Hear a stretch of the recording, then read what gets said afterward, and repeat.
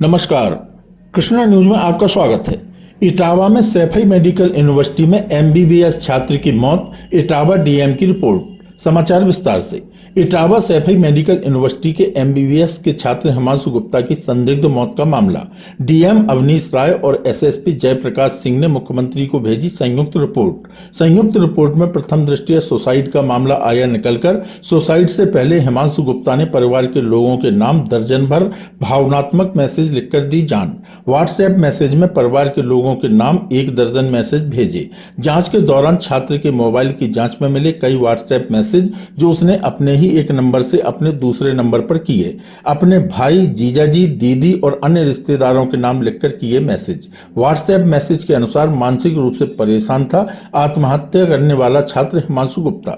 Saifai medical university में 20 अगस्त शनिवार की देर शाम शाक्यमुनि हॉस्टल में रहने वाले गोरखपुर निवासी एमबीबीएस प्रथम वर्ष के छात्र हिमांशु गुप्ता का शव छात्र के कमरे में मिलने पर हड़कंप मच गया था।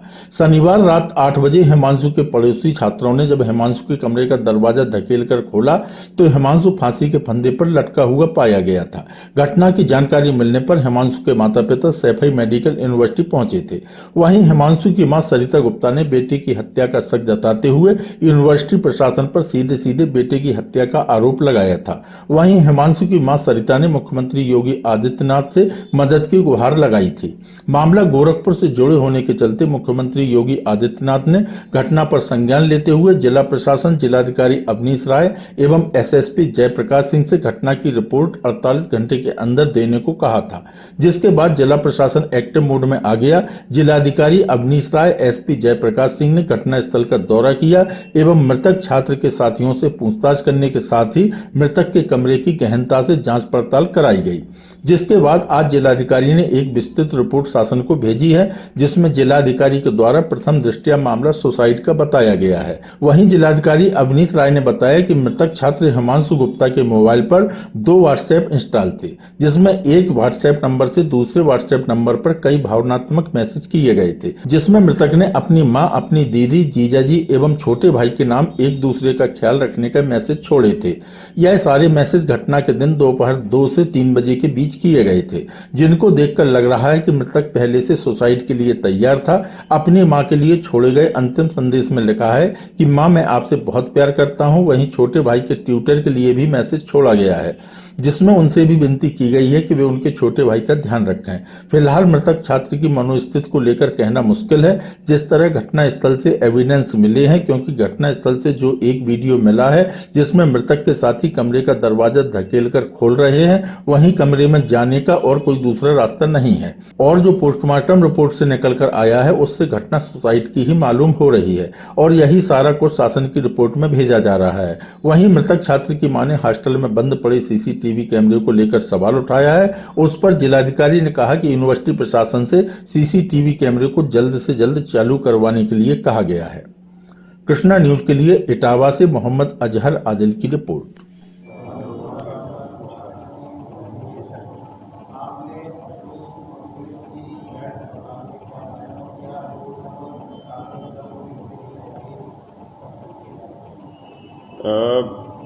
कल शाम को शासन एसीएस होम गृह साहब के यहाँ से, सर के यहाँ से एक हमें पत्र प्राप्त हुआ, जिसके क्रम में एसएसपी साहब और डीएम इटावा यानी मेरे लिए एक कमेटी बनाते हुए निर्देश दिया गया था कि सैफई में जो घटना हुई है उसकी प्राथमिक जांच कर ली जाए और उसके संबंध में विस्तृत आख्या 24 घंटे में उपलब्ध कराई जाए। तो इसी क्रम में कल हम लोगों ने सैफई मेडिकल कॉलेज के शाक्यमुनि हॉस्टल में विज़िट किया। वहाँ जो छात्र हैं, जो वार्डन हैं, बाकी जो स्टाफ है, उनसे बात की और उनके बयान के उस कमरे का, बॉडी के फोटोग्राफ्स का और अन्य साक्ष्यों का परिशीलन किया है और उन्होंने भी हमें एक प्रिलिमिनरी रिपोर्ट दी है।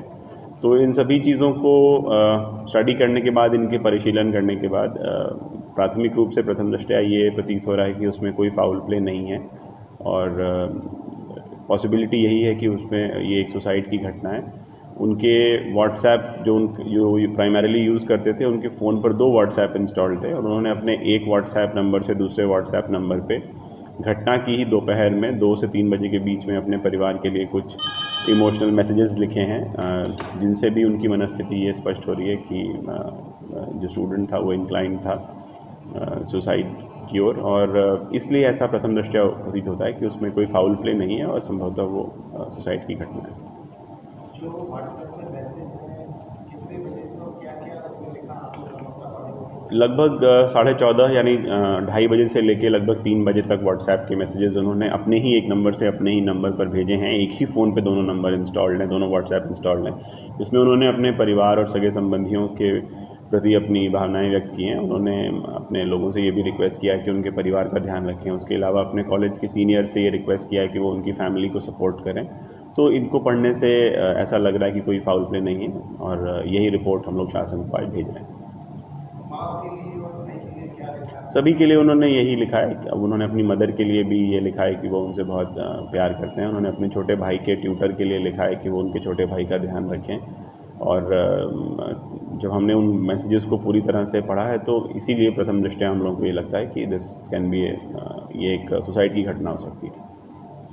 सुसाइड क्यों किया था? क्या लग रहा है आपको? मनस्थिति के विषय में कुछ भी कह पाना बहुत कठिन है। कोई इस पे जो साइकाइट्रिक एक्सपर्ट ही इस पर कोई अपना ओपिनियन दे तो उचित रहेगा। पर एविडेंसेस देखने के बाद कमरा अंदर से बंद था, उसको फोर्सफुली खोला गया जब बच्चे वहाँ पे पहुँचे हैं तो उसकी वीडियोग्राफी भी उपलब्ध है। कमरे में एंट्री और एग्ज़िट का कोई और रास्ता नहीं है। तो उसके अलावा जो फील्ड टीम आई है उन्होंने भी जो चादरें प्रयोग की गई हैं और जो बॉडी के मार्क्स, उनके गले पे जो मार्क्स हैं और जो पीएम की रिपोर्ट है उसके आधार पर उन्होंने भी ये कंफर्म किया है कि ये घटना जो है वो सुसाइड की है। तो इस कारण से ऐसा लगता है कि इसमें कोई फाउल प्ले का संदेह कोई ऐसा नहीं है।